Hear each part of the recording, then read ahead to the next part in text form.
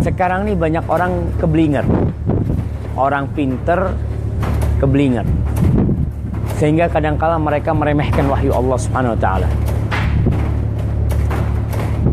Gimana meremehkan wahyu?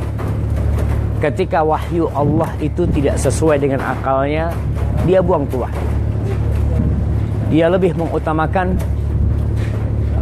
apa yang menurut logika dia bisa diterima. Padahal kita tahu berapa jumlah manusia yang ada dan berapa banyak logika mereka. Allah Jalla Jalaluhu berfirman di awal surah Al-Hujurat, Ya ayyuhalladzina amanu la tuqaddimu baina yaday Allahi wa rasulihi wattaqullaha innallaha sami'un alim.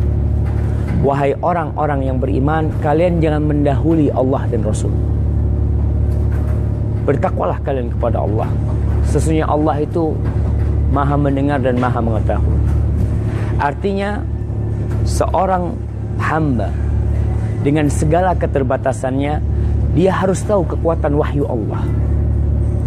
Kita lihat akal manusia berkembang, pengetahuan manusia bertambah, tapi ada banyak hal yang dia tidak mengetahui.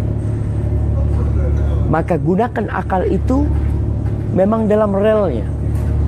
Ketika ada wahyu yang datang, ada firman Allah Jalla Jalaluhu, atau ada sabda Nabi Muhammad SAW yang sahih, stop, sami'na wa ta'na. Ana akan kasih contoh. Para ulama memberikan contoh tentang kisah anaknya Nabi Nuh alaihissalam yang diajak naik kapal. Tatkala Allah mengatakan Nabi Nuh melihat anaknya tidak naik kapal,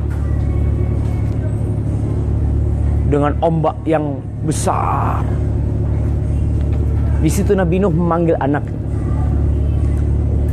mengatakan kepada anaknya, Ya bunayyar kam ma'ana wala takun ma'al kafirin. Wahai ananda, kau naik sama kami, kau naik ke kapal sini, kau jangan bersama orang-orang kafir.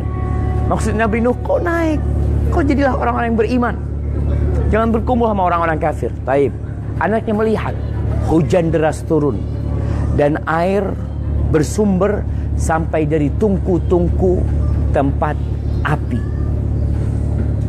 Apa kata anaknya? Nih, anaknya menggunakan akal. Kata anaknya, Sa'awi ila jabalin. Antum lihat sekarang di sini ada pegunungan yang di sana. Kita tahu yang namanya air itu tidak akan sampai ke pegunungan.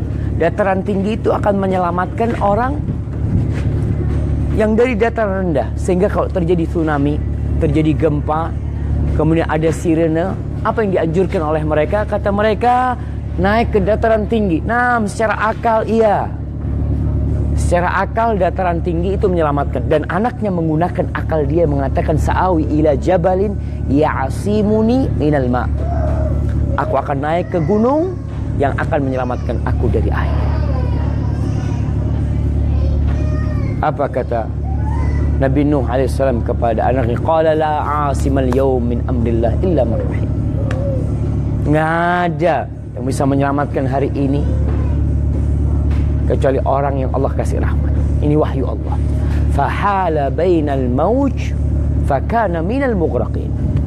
Gara-gara akalnya akhirnya datang ombak yang memisahkan antara Nabi Nuh dan anaknya. Anaknya jadi orang-orang yang tenggelam.